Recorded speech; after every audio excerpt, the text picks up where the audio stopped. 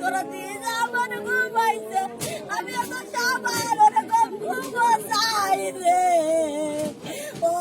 আল্লাহ তুমি ওদের বিচার করো আমার দরদের সামনে ঘুমায় আমি তো বাঁচি চাই আমার পাখির বদলে আমি বাঁচি চাই। ও দরদি রে দরদি রে কিভাবে কেমনটা বেলাই দিলে বাড়ি বাইরে বাড়ি দিয়ে বেলাই দিয়ে অমনি পার আসতে আসতে আমার ধরা দিই শব্দ তাইরে দিচ্ছে রে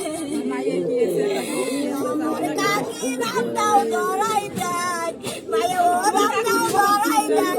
ওরে আল্লাহ রে সাসায় আমার বাপের কোমরে বাপের বেলাই না দিদি আমার আব্বা ওই জায়গা যেতে যায়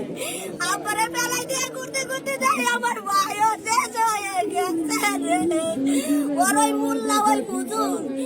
হুজুর আমার বাড়ির জীবন নিছে ওই মৌলানা ওই হাফেজ মৌলানা আমার বাড়ির জীবন নিছে রে। ও পাখি আমার পাখির বদলে আমি পাখি সহ আমরা দুই ভাই দাঁড়ানো ছিলাম, আমার ছোট ভাই পিছন থেকে আসে, এইখানে ঠেকাই দেয় আমার চাচতো ভাই রহমত, আমাদেরকে ঠেকাই দেয়, তারা লাঠি সরকার নিয়ে আসে, আমাদের ঠেকাই দেওয়ার পূর্বে আমরা পিছনে সরে যাই, অতি পূর্বে তারা আইসে সরকি নিয়ে রান্দাও নিয়ে তারা চার বাপ বিটা মিলে আমার বাপের উপর আক্রমণ করে, আক্রমণ করার পূর্বে আমি আইসে ঠেকাতে যাই, ঠেকাইলি পরা আমারে ঠেলে এইখানে নিয়ে আসে, ঠিক আমার ছোট ভাই ঠেকাতে আসলে পরা তারে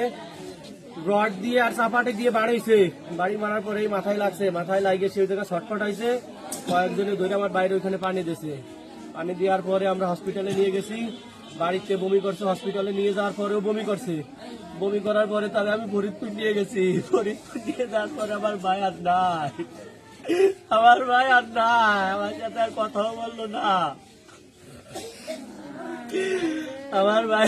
কথা বললো না, আমরা জানি না যে তারা এরকম ডাল চরকি নিয়ে আমাদের উপর আক্রমণ করেছে। চাপাটি বারো করছে হাবিবুল্লাহ, ওর মা আর আছে ওর বোন একজন এই মহিলা মাদ্রাসার শিক্ষিকা, এই শারমিন, আমার চাচির নাম মিনা, আর ওই চাচতো ভাই হাফেজ, সে ওই রড আর সরকি ধরাই দেয়, আর আমার কুটি চাচা সেই সরকি নিয়ে আমার বাপের উপর আক্রমণ করে। আমরা দুই বাহিনীর খালি হাতে দাঁড়াইছিলাম,